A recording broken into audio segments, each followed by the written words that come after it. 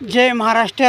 September 27, 2025 महाराष्ट्रात देशातल्या शेतकऱ्याला पावसाची हवामान त्याची आनंदाची. पाऊस मोठा येईल कोण्या भागाला, कुठं छोटा येईल, कुठं मध्यरात येईल. मात्र पावसाची शक्यता होईल तितकी जास्त आहे, नाही त्या भागाला जास्त आहे.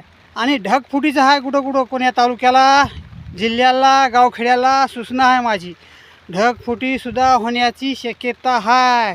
शेतकऱ्याला कोणताही जिल्हा राहू द्या का, तालुका राहू द्या का, गावखेड राहू द्या, आपलं सांभाळून राहणे हेच माझं सांगण्याचं काम आहे. पैठण तालुका जायकवाडी धरण संपूर्ण दरवाजे उघडलेत.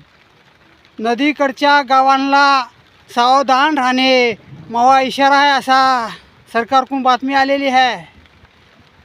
प्रत्येक गावखेड्याला सूचना आहे. नदीकडच्या गावांना भेव राहतेले असतं त्यांनासुद्धा सूचना आहे. आपापलं हुशारीनं राहणे.